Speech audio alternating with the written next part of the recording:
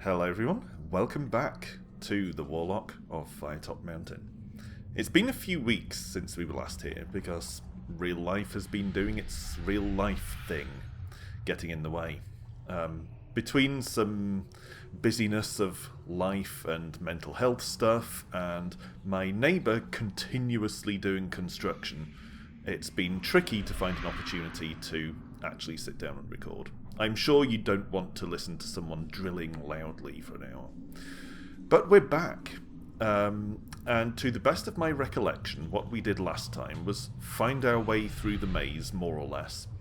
And then get into a fight with the Minotaur, who completely stomped us. And thanks to the stinginess of checkpoints in this game, that set us back to the entrance of the maze. So we're going to have to find our way through the maze again and then survive a battle with the Minotaur in order to actually try and proceed here. So let's skip through this text which we've read before. We're getting sucked into the maze, or Alexandra of Blacksand is getting sucked into the maze, and we'll have a look around the room where we landed. So we've got this plinth, which requires us to stick some crystals in it. We know about that. We're not able to pull this rod out. Okay, we know that the stairs are trapped, so we need to head through the archway. And the maze, if you recall, seems to randomize or at least change from one attempt to another. So this is likely to be completely different in its layout from the previous couple of times we've tried it. So we're going to have to just arbitrarily pick directions most of the time. Let's go south, because why not? Okay, T-junction. Let's go east. And what have we got here? Okay, so we've got this overhead cage with the goblin in it, suspended by a rope, and it has this metal box that we need to open using something. Is this where we had to use the winch? This might be the winch thing. We had to find a winch handle on a dead orc, I think, although I'm going from memory here. So we'll talk to the goblin. The goblin is humming some kind of tune. "What is that terrible tune?" says Alexandra of Blacksand confrontationally. The goblin looks down at you and you hear a ghastly noise coming from its throat. Within seconds your face is covered in some kind of thick goblin mucus. You wipe it away with the back of your hand, trying not to gag as you do so, as the smell is unbearable. We haven't berated the goblin like that before, so I wondered what would happen. And what happens is it hocks up a load of mucus on us, which is lovely. So we'll ask how he got up there. It's his shift to sit in the cage. We know all of this already. The others keep making it my shift. They're jealous because I'm smarter than they is. Okay. The goblin is holding on to the crystal. That's right. Yeah, we need that crystal to stick in the plinth. So, how do we get this cage down? You'll need to find some kind of thing to slot in the box down there. Have a look at the box. And there's a small notch at the top. So this is where we stick the winch handle. And that will then allow us to lower the cage so we can punch the goblin and take his crystal. It would be nice if you just hand the crystal over when we do that, because that sounds like it should be the arrangement, but he doesn't like the fact that we actually successfully do it, and he takes a swing at us. Or at least he did last time. So, let's be on our way. If you don't have it, the thing you need, have a bit of a wander, the goblin shouts down from above. So, here we go, off into the maze again. Let's go south. Quite like south as a direction. Dead end here, so it doesn't connect with the southward branch of that passage to the left. So we could go back and check that out. It's a T-junction, go south. Okay, ooh. This looks ominous. Is that the Minotaur? Have we found the Minotaur already? Anyway, we open a door leading into a square room. Your eyes are immediately drawn to a large bowl filled to the brim with gold pieces. You spot a large clay vase. Exploring the room, you sift through the broken pottery and other debris. Suddenly you hear a heavy snorting sound behind you and quickly turn around. A muscular beast emerges from the shadows. From the neck down, it is manlike with powerful muscles flexing and heaving as its broad chest takes deep breaths. Oh yeah, the panting minotaur. You really need to stop doing that, it's just uncomfortable. Easily as tall as yourself, this creature has the head of a rampaging bull. See, I imagine the minotaur being huge, and I think that was the way it was depicted in the battle. It was this towering beast, but this is saying it's only as tall as we are, which is not really super tall, you know, average person height. The minotaur's huge red eyes glare furiously, and then it's going to charge at us with a bellow. So straight away we've got into battle with the minotaur. I did not see that coming. I thought that we would probably have to explore maybe a fixed amount of the maze or something before we encounter the minotaur, but it looks like it's entirely possible to just wander into the minotaur's bedroom straight away. So, I seem to remember that the minotaur had wide sweeping attacks last time. I could be wrong. I probably should have reviewed the footage from last time after this long a break, but I did not. But I think he had wide sweeping attacks. I don't remember whether he had long attacks. I do remember that he had a tendency to just walk into us and cause damage, so we need to watch out for that. These pedestals might help give us some cover, actually. I don't think he can reach us, so let's step towards this pedestal and prepare to try and get around it for a bit of cover, maybe, if it comes to that. Oh, okay, he charged straight ahead. He wobbled, so he's going to attack, which means we definitely need to get out of... Well, we need to either get away from being right in front of him, or we need to attack him and hope that we win the toss of the coin, because he has the same skill as we do, which means it's 50-50 as to whether we win. That seems like it could be a bad plan, though. I feel like backing up is probably the better option, but I don't remember for sure whether he has a long attack or not. Let's experiment with it. Let's back up. Okay, he did miss us there, and I don't think he wobbled this time, so we might be able to land a quick jab before he does anything else. So actually, I assume he's going to move. If he's not attacking, he's probably going to move, so it actually might be worth getting away from him behind this pillar, because once he moves towards us, he's probably going to do some kind of wide attack again, and he may be able to hit us if we haven't moved far enough away. So let's run. Okay, he's attacking again. Let's back up. Okay, so he wouldn't have hit us anyway. He's attacking this time. I reckon this could be the charge, because this does kind of seem to be his pattern. So let's throw an attack at him, a normal attack at this space, and see if we hit him while he's charging. Yes, okay.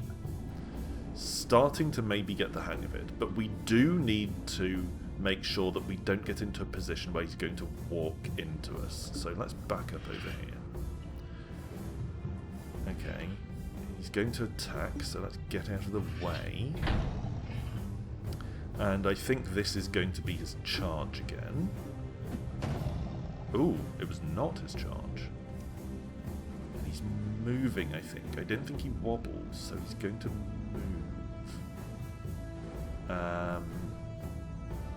Again, we really don't want to get pinned, so let's go up this way. He's going to attack, get out of the way.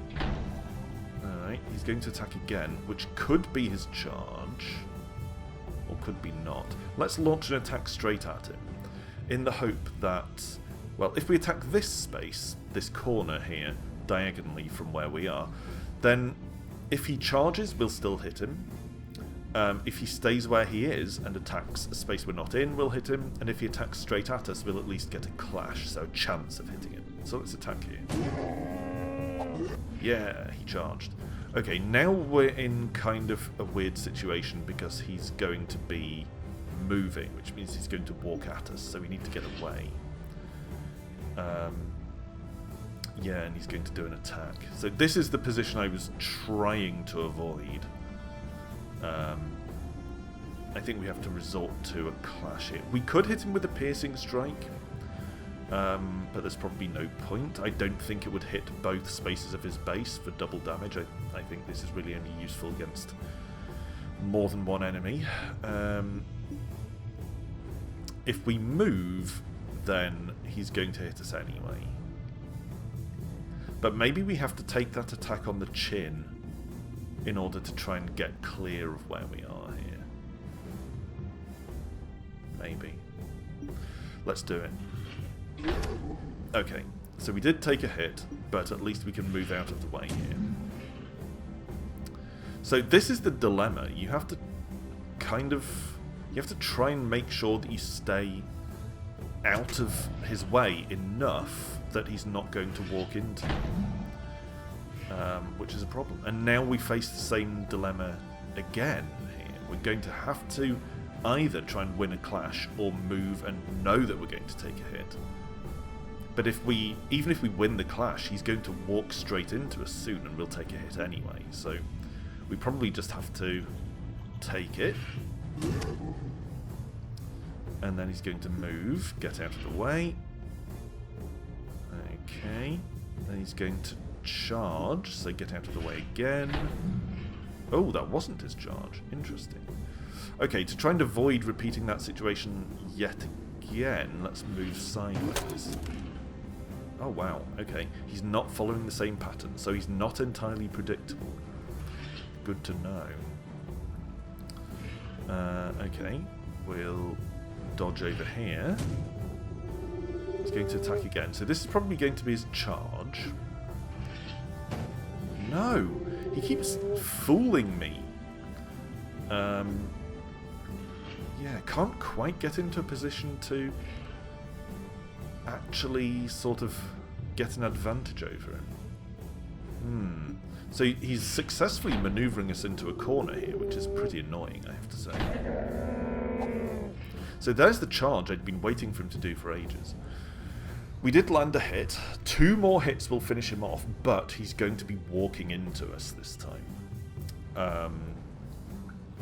Which is not ideal. We might have to just try and pummel him and hope that we can finish him off. And just accept that we're going to take a hit as he walks into us. Yeah. At least it only did 1 damage, that's something.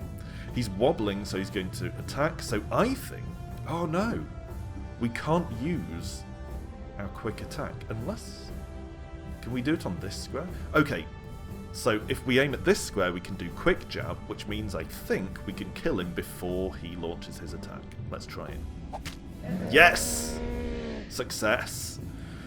Okay, the Minotaur is kind of a pain because he does quite well at manoeuvring you into a position where you can't get away. And it's all basically because he's 2 spaces wide. Makes it hard to get out of the way when he can only move 1 space a turn. But anyway, we beat it. We took a lot of damage, but not as much as we could have. So, successfully defeated the Minotaur, which means we're already kind of 1-up on last time. With an almighty bellow, the Minotaur crashes to the ground. Its legs twitch, spasming reflexively, then the beast lies still. Its head lands with a painful thump on your feet, how rude, and you hop back in pain. Wiping your weapon's blade, you return it to its sheath. Also, I feel like I should apologise for if my microphone picks up my stomach gurgling. Apparently I'm hungry, and it's just determined to let me know that. So, if you do hear any weird gurgling noises, sorry, but there's really nothing I can do about it right now. So, sheath our weapon, and then, sorting through the broken pots, you find a little of interest. The liquid looks, smells, and tastes like water. The coins in the pot are a fraud. Some genuine gold pieces lie on the surface of the pile. Underneath are merely painted pieces of pot. Nice alliteration there. So we find 8 gold, which could be useful if we ever actually come across a shop again. As you tip the vase out, it slips and breaks. A crystal shard appears hidden inside a false bottom in the bowl. You place it in your pack. Okay, so we actually had to kill the Minotaur in order to get another one of these shards that we need for the plinth. I think there were 2 empty holes in the plinth. So if we can now find the other shard that's on the body of that dead orc, then we're set to proceed. Well, we need to find the winch handle on the body of the orc and then winch that goblin down and get the shard from him. And then we'll be set to hopefully get out of the maze this time. Restored some luck, although we hadn't used any. Okay, we can leave north or south. We came in from the north. Let's try going south. It's a dead end. So back we go. North again. So from here we could go back east to where the goblin cage is, but I seem to remember that doing that in a previous episode led to a fight as a random goblin walked around. Although maybe that was after we let the cage down. But regardless, let's go north. Let's not risk it. And see if we can find the room with the dead orc. Or maybe it was an ogre, something like that. Oh, the rooms with all the hands in them. I seem to remember that the hand fights were not that difficult. Having said that, it's probably now going to be the end of us, but let's try.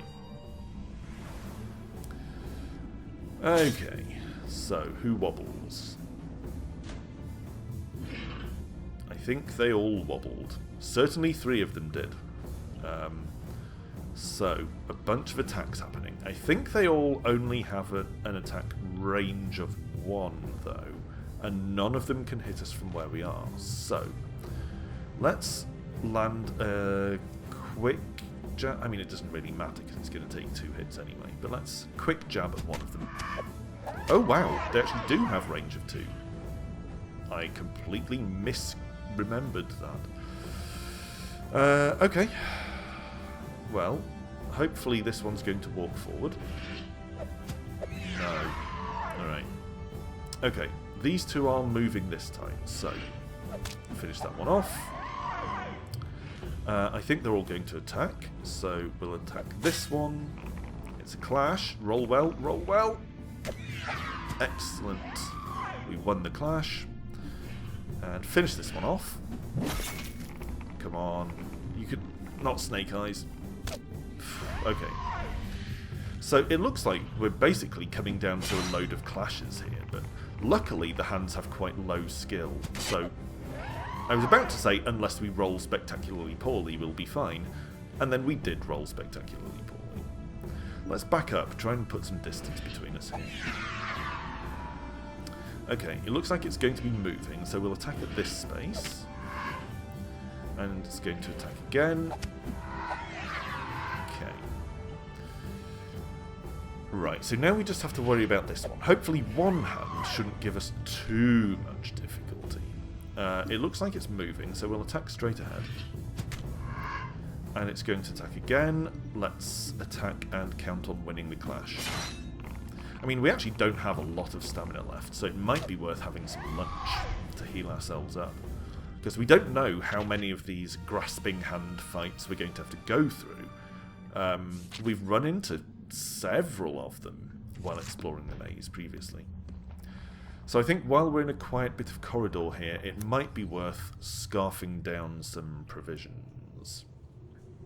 I'm reluctant to use one of our only 2 provisions remaining, but if playing roguelikes has taught me anything, it's that it's better to make use of your stuff rather than hang on to it and then get killed. So let's scarf some provisions down. In fact, you know what? Let's have both. Again, I don't like it. I don't like using up all of our food, but better that than getting killed. So we'll continue exploring this corridor here. Just long, winding corridor. What's this? You step into a room with only one exit. In the centre of the room is a statue of Sindler, the goddess of luck and fate, much like the one found in the town square in Anvil. What's going on with the statue? It's been roughly hewn out of a very large piece of rock and dominates this room.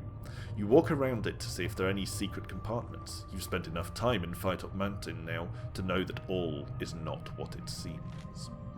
As your hand brushes over the large dice in Cinder's hand, a disembodied voice booms out the following. You have awoken me, adventurer, for I am a genie. Oh, God. I seem to remember from my fighting fantasy reading when I was a kid/adolescent that genies are very, very chaotic. Not chaotic in the Warhammer sense, the Games Workshop sense, but chaotic in the sense of unpredictable. I've been cursed to reside inside this accursed statue, the ghastly sister of Titan. Please release me from Chila, whatever Chila is. You may know her as Gred or Sindler. Okay, so same deity, different names. So we can release the genie, in which case it might grant us wishes, or it might kick our ass, or any number of other things. Find out a little more about it. I don't know. I mean, that seems sensible, but it might piss the genie off. I guess let's ask. You ask the genie why they've been trapped within the statue.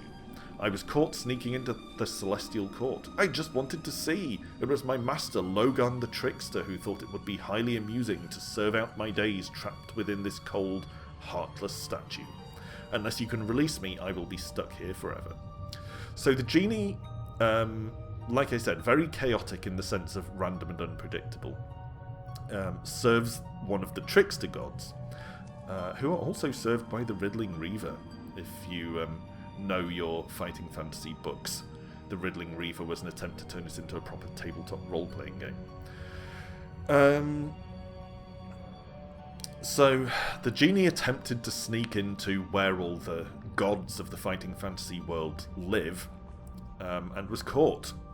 And its master, one of the trickster gods, decided to imprison it in a statue as punishment. So we could release it, in which case it might be grateful, but it might not, because it's a trickster. Let me think.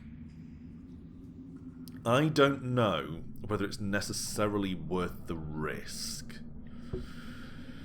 Because what do we stand to gain? It's unlikely to give us anything that's completely essential, I think, because primarily we need those 2 crystal shards. And it's not going to give us one of those, because we've got one, and we know the encounter that gives us the other one. I suppose it could heal us, or something like that. My instinct says it's not worth the gamble. But, having said that, we're an adventurer. So, maybe we live dangerously. Let's do it. Let's live dangerously. The genie is ecstatic at your choice. This is wonderful news. Good, good. It is quite simple. I grant your wish, and I am released. You must choose a wish, but choose wisely, adventurer, or your fate may be bound in ways that you cannot foresee. Unlimited wealth is probably idiocy. Companionship sounds like it would be dangerous, because the genie could give us a companion that would be a real nuisance. Giant strength might be worth a go. Surprising luck. Anything that's surprising sounds like bad news. Giant strength could be worth a go, but I just worry that it would give us giant strength by turning us into a giant and then we're evil or something ridiculous like that. The word immense concerns me with immense power. Just makes me wonder about what it would do to us in order to give us immense power. Maybe it would pull an Aladdin and turn us into a genie. Useful advice. That actually might be the safest way to go. Give me some advice. Because I can think of all kinds of ways that any of these other things could backfire. So, give me some tips, genie. Your wish is my command. You wish for advice, but how much I can give to you depends on how adventurous you've been so far. My first piece of advice, it's best to keep an eye on Zagor. My next piece of advice, don't let Zagor get cheesed off at you. My next piece of advice, Zagor doesn't get the point of arrows. Okay, so these are all kind of cryptic clues, I think. So, keep an eye on Zagor. I don't know, something to do with eyes or vision. Don't let him get cheesed off at you. There is something to do with cheese in the Warlock of Firetop Mountain book, but I'm not sure what it is. That there is something involving cheese. Zagor doesn't get the point of arrows, so I don't know if maybe that's saying we need to shoot him with arrows, although I don't think we've seen anything that would allow us to do that. And that's all. That's actually all. That's all I have for you. Alas, I am unreleased and cursed to remain here, but you can now continue, bold adventurer, with your newfound knowledge. So after all of that, the genie didn't get released anyway. Interesting. So, although that advice doesn't seem enormously useful right now, maybe it'll make more sense later on. And I do feel like that was probably the less hazardous out of the various options we had there. Oh, it doesn't show us the options anymore. Okay, let's continue. You decide to leave this room as soon as possible. The average genie is not known for being this kind, and you do not want to outstay your welcome. We came from the north, so let's go east. Okay, keep going.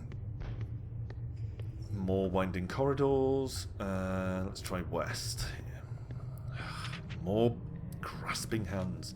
So again, we have successfully run away from some hands once, but we've also unsuccessfully tried to run away from them another time. So although the last fight did do some damage to us, I do feel like fighting them is probably the safest option, because they're not as hard to beat as some enemies, and it's not just random chance as to whether we get away from them or not. So, they have a range of 2, but not diagonally, so I don't think any of them can hit us right here. We also can't hit them, so... But if we move in any direction, one or more of them will be able to hit us. So I think it's best to stay here this time. Okay. I think they're all attacking again, so once again, wait. And this time they're all moving. So let's also move into a position where we only have to deal with one of them.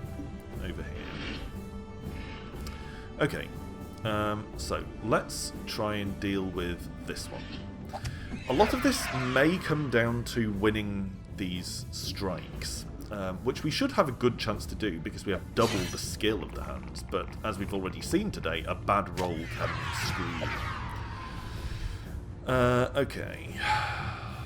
So, I think... I didn't notice whether they wobbled, but I think they're probably going to be attacking again.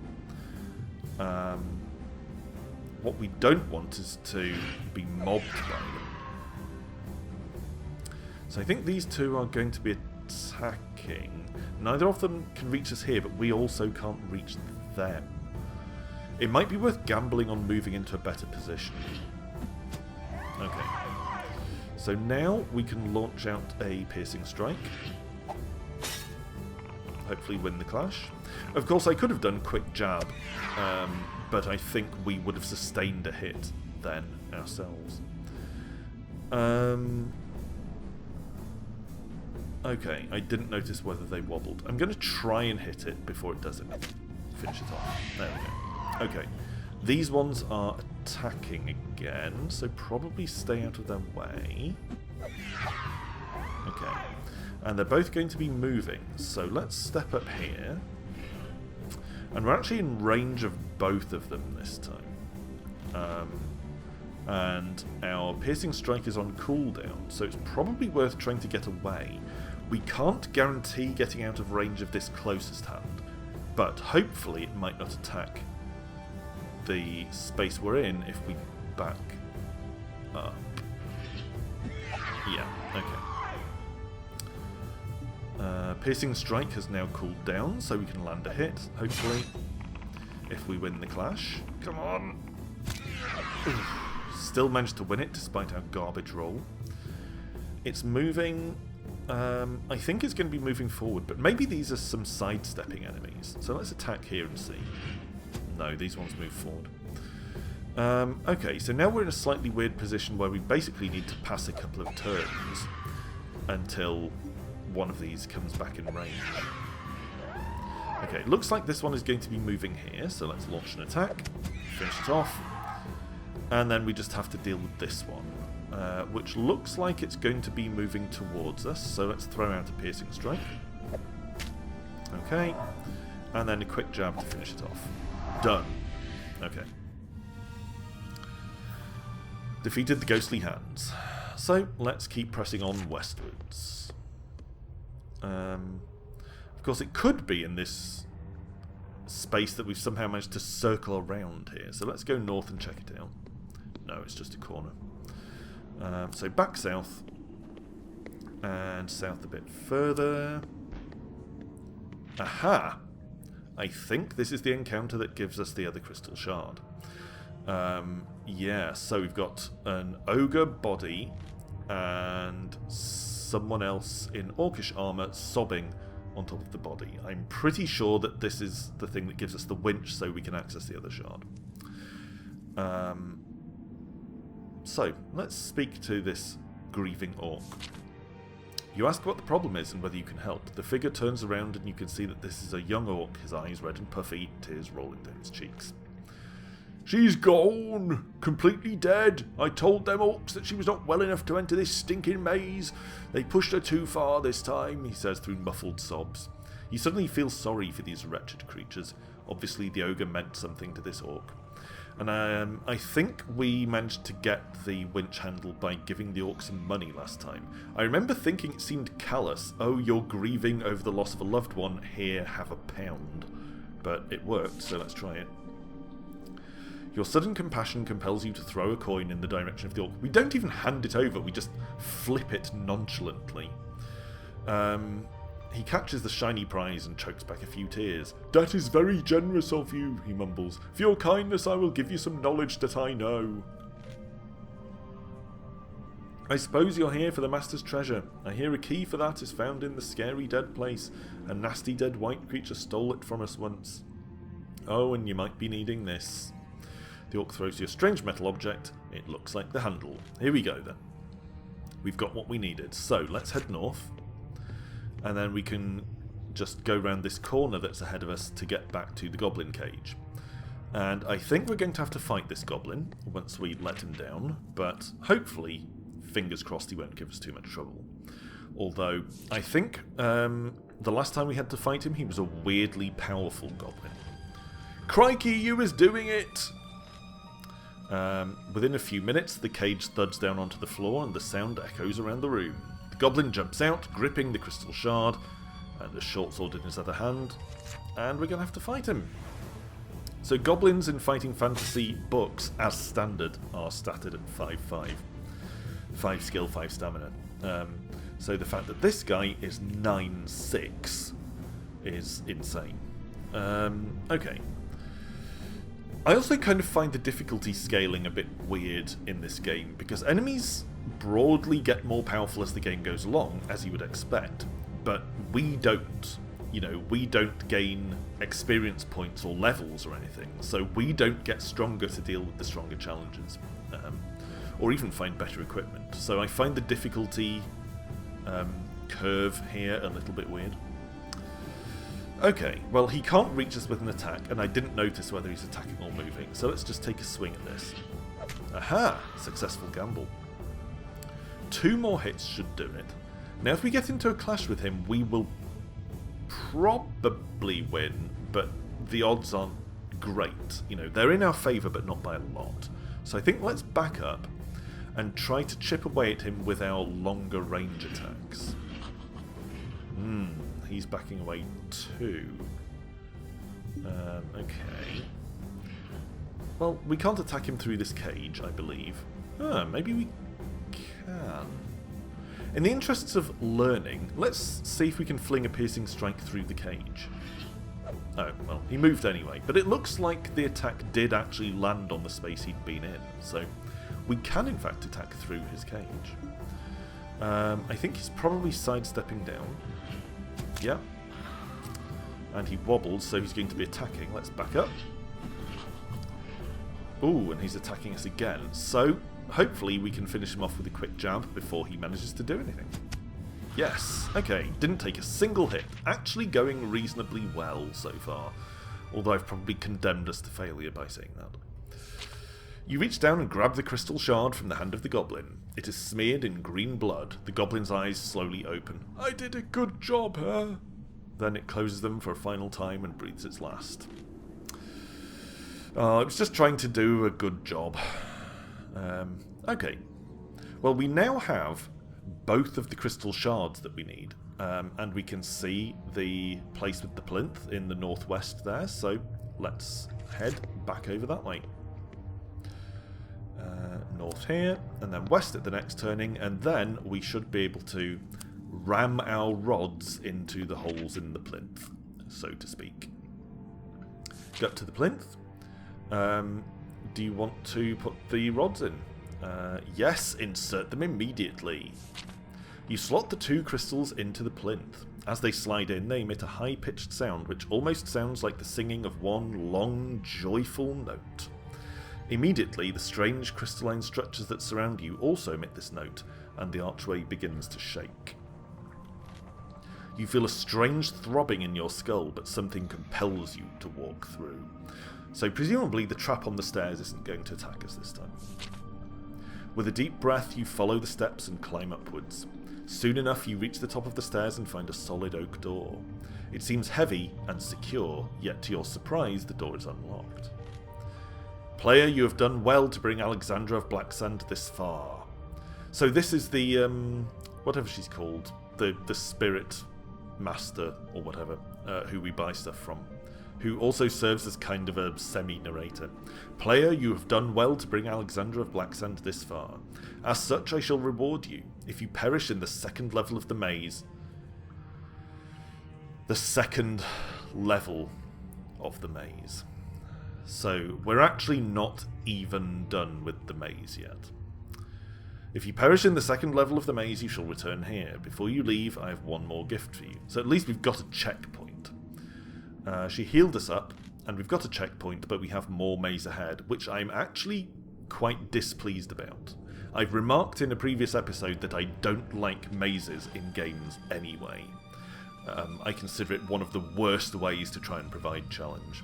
And the discovery that we've got more maze ahead of us is actually quite chafing on my patience at the moment. Turning the handle, you give the heavy door a push and proceed into the next level of the maze. You enter a large square room. In the centre of the room is a grey-haired old man sitting at a desk. His desk is covered in paper and parchments of various sorts, and he holds a long quill pen. He's surrounded by books. Thousands of them line the shelves around the walls, from floor to ceiling, and you also notice a large wooden door in the far wall. As you enter the old... Who are you? So I assume that's meant to say something about the old guy speaking to us, but as has been standard with this game, it's not very well edited and cuts off in the middle of a sentence. So I guess the old man is confronting us and asking us who we are. As he sits here in the middle of his floor-to-ceiling library. We're asking him who we are.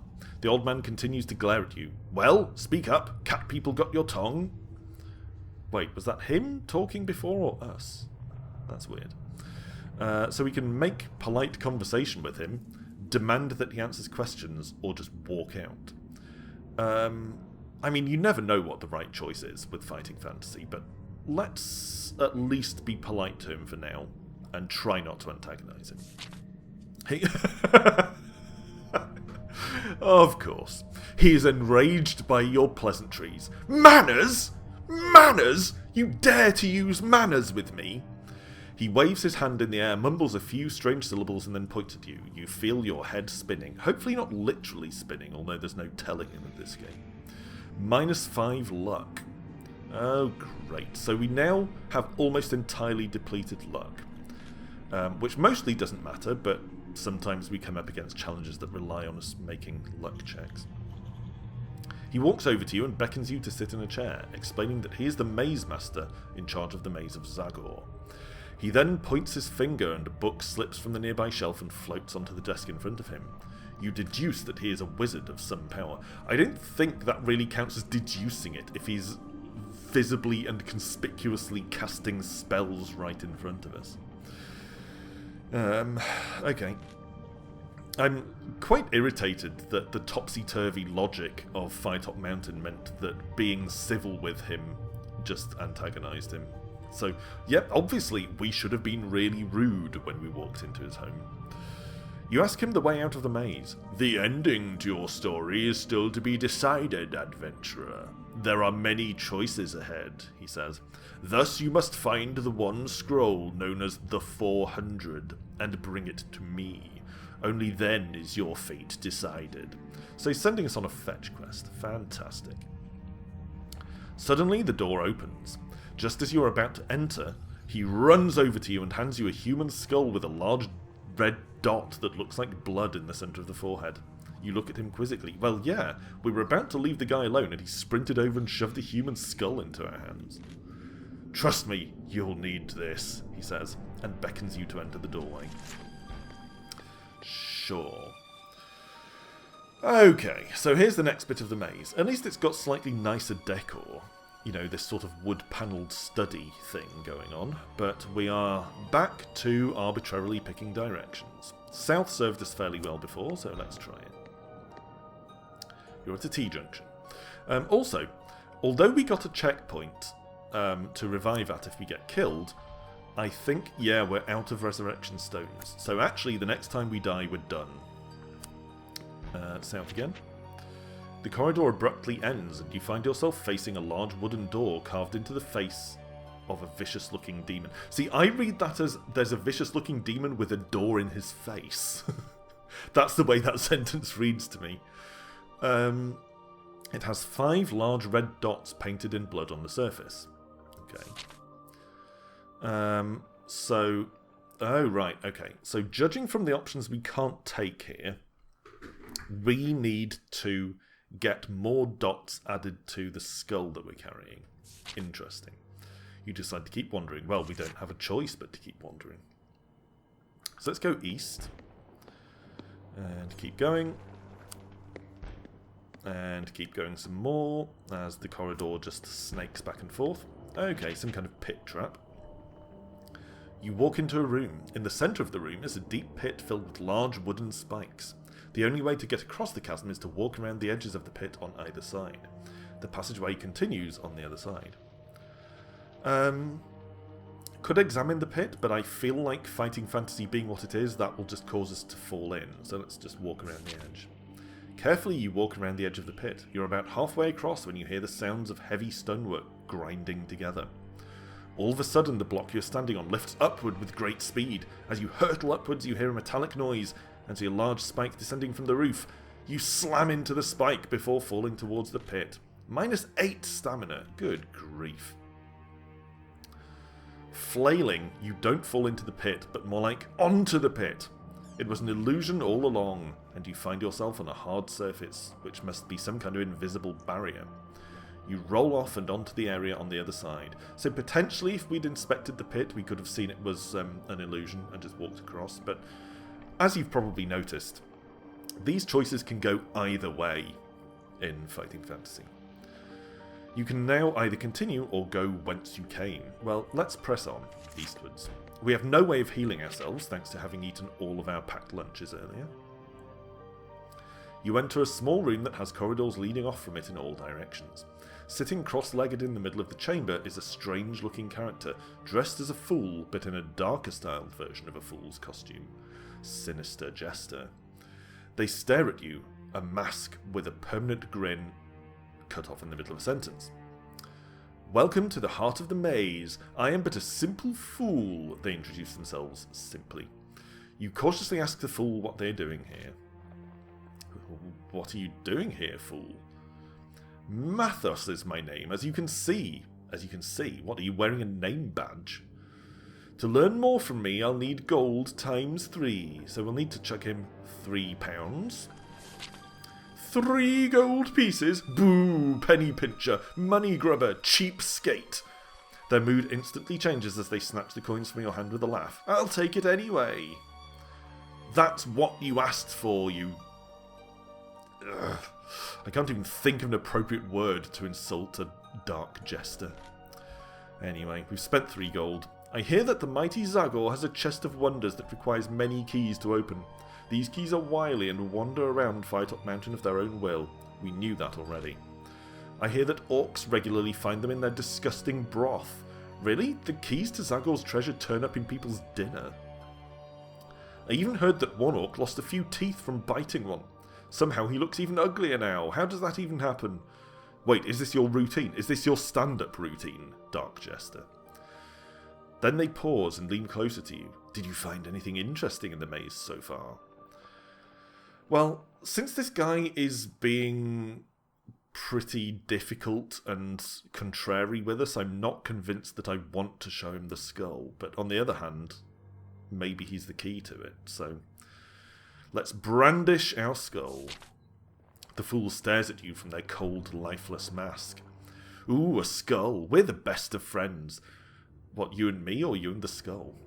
You want out of this maze, don't you? Well, give me that skull you have. There's an insidious cackle from behind the mask. You trust Mathos, don't you? Well, as if it wasn't bad enough that he's asking us to trust him, which is always a bad sign. We've already seen a door that requires a 5-dotted skull, so I think giving him the skull is going to be an error. You flat out refuse to hand the skull to Mathos. The fool is clearly insane. Who knows what they might do to it, or if they'll even give it back. Suit yourself! Ha ha ha ha ha! Mathos seems to know exactly what you're thinking. They return back to their seated position and start to sing a tune, ignoring you entirely. You decide to press on through this strange and surreal maze-like landscape. So it cost us 3 gold, and all we learnt was that keys sometimes turn up in orcish soup. I guess we'll keep going. What else can we do? Another demon door, this time with 4 red dots on it. Yeah, and requires a dotted skull again. So maybe actually we don't add dots to this skull. Maybe we find more skulls with more dots. The only option we have going back across the pit is to look at it. So this time we see the spikes and objects in the pit seem to shimmer unnaturally. You were able to cross last time, so you should be able to cross again, you would think. Although, it wouldn't have surprised me if it was a real pit this time. Yeah, to your amazement, your feet rest on an invisible barrier, despite the fact that we fell onto that barrier last time. How are we amazed by it? Anyway, continuity aside, I suppose we need to head into a different bit of the maze, because we have no way to open either of these demon-faced doors. Let's go east.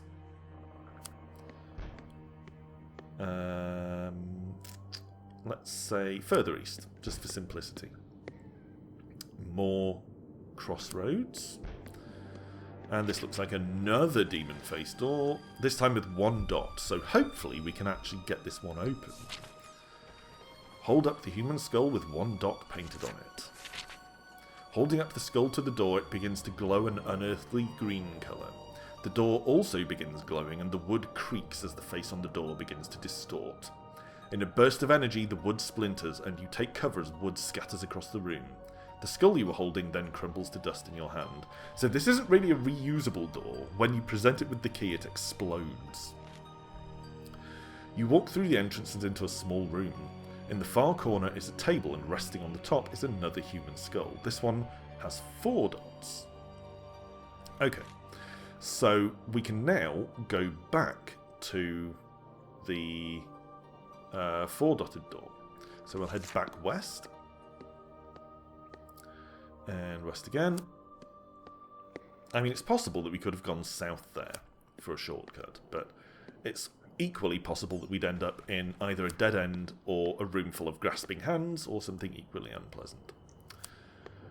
I like the fact that the sort of game board, so to speak, that we're seeing here actually depicts the right number of dots on those demon doors. So we'll toddle back across the pit. And keep going. And here's the 4-dot door.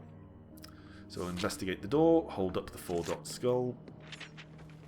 Again, the door explodes, so I won't read through all of that again. You walk through the entrance and into a small room. In the far corner is a table, resting on top is another human skull with 3 dots. Okay, we haven't seen a 3-dot door. So, I guess we need to keep going. I'm getting quite tired of walking back and forth across this pit room, I have to say. So, we need to head off into another bit of the maze that we haven't explored yet in search of the door with 3 dots on it, which will presumably have another skull inside, and we keep going through this key-finding nonsense until we eventually open the last door. Right, this is the 2-dot door. So, back south, and then east. And we haven't been north from here, so we'll try going that way. Just corridor. Just corridor. I hope this is the right direction, because, as I've mentioned, don't like mazes. 6 dots! Ah, damn it. That was the wrong thing. Leave. Leave! Okay. At least this seems actually kind of less dangerous so far than the other maze. We haven't run into a load of hand rooms, just annoying dead ends and the like. Let's go north. And keep going north. Okay, keep going. Lots of bookcases in this floor of the maze, which is kind of interesting. Again, I prefer the aesthetic of this level of the maze to the sort of generic stone corridors of the previous one. Okay, keep going. You step into a cozy looking room. In the centre is a wooden rectangular table with 3 figures seated around it.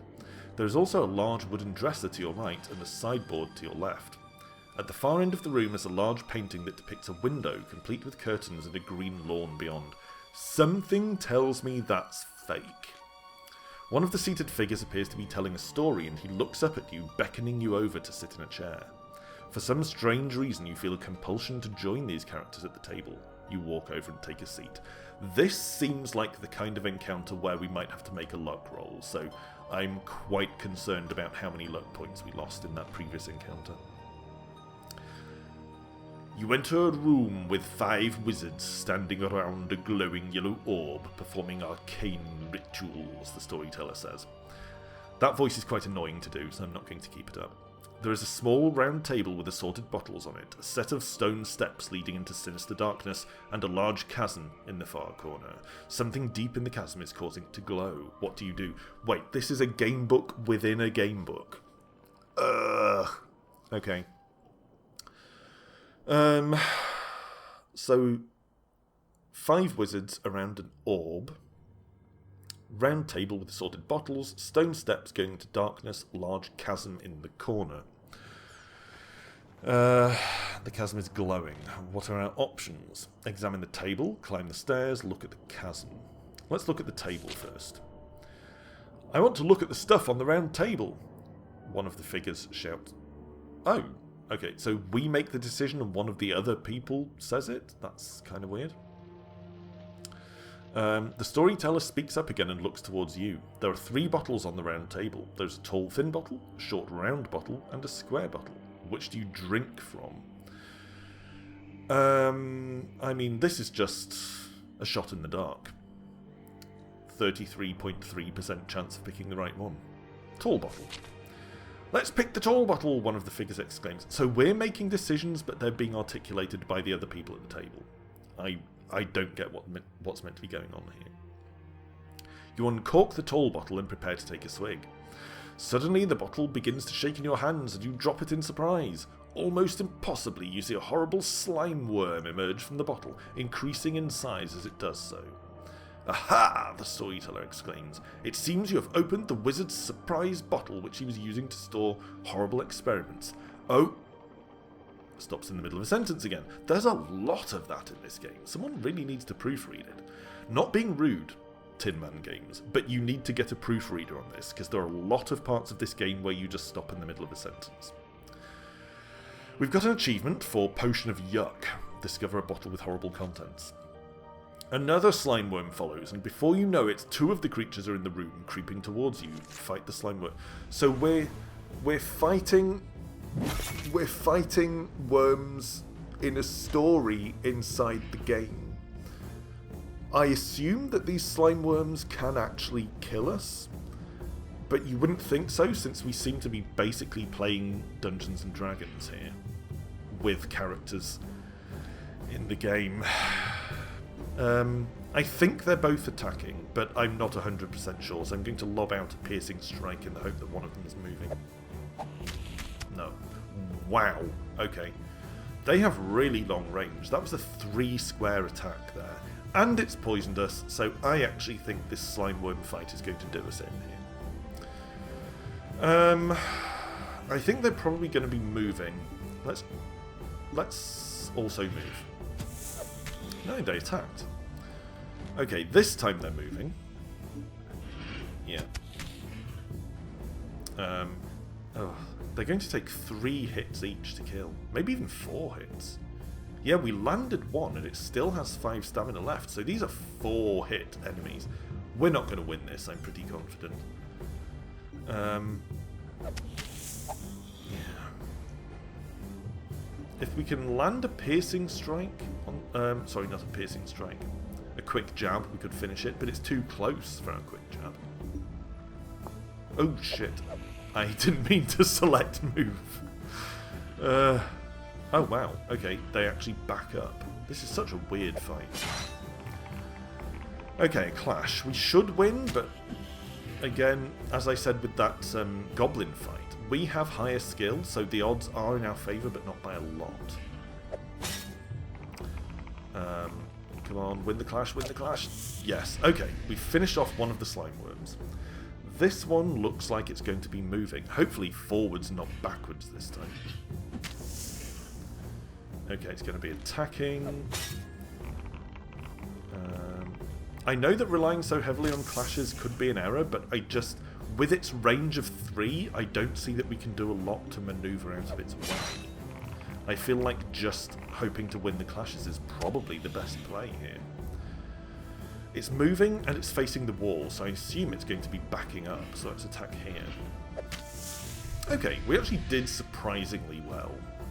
We're on low stamina, but we're still going, so that's the main thing.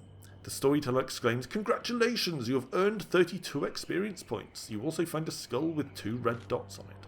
Suddenly your pack feels slightly heavier. You inspect it and discover that you too now have a human skull with 2 red dots on it. So we won a 2-dot skull in the game of D&D and now actually have one. This feels like some strange game they're playing. You conclude that it is unlikely to ever be popular. Aha! I see what you did there. A jab at the unexpected smash hit D&D in the 70s. So you decide to leave before you end up fighting any more creatures. The only exit leads north. So, we need a 2-dot door. Did we see a 2-dot door? I actually don't remember whether we saw one or not. I feel like we did, but I'm not super confident. But these corridors actually don't seem to be full of enemies, at least for backtracking. Okay, that's a 6-dot door over there, and we've definitely seen a 5. So actually, maybe we haven't seen a 2-dot door. Let's keep exploring them. Okay. So that was effectively a dead end. It was a loop. Where else is there left for us to go at this point? So south is a dead end. That's where we just came from. Okay, so there's this southern turning ahead of us here. So I guess we have to go this way. And hopefully it's just around this corner. 3-dot door. Okay, well we don't have the 3-dot skull. So back we go. So have we actually seen the 2 dots? Aha, there it is. It was just out of sight. Okay. So, we'll go up here. I imagine that at least one person watching this was yelling at me when I went, "Oh no, I don't think we have found the 2-dot door." Probably one of you was going, "It's just over there!" Okay, so as usual, the door explodes. And inside is a room just like all the others. This one has 6 dots. Well, we know where the 6-dot door is because we can see it from here. So east. And north.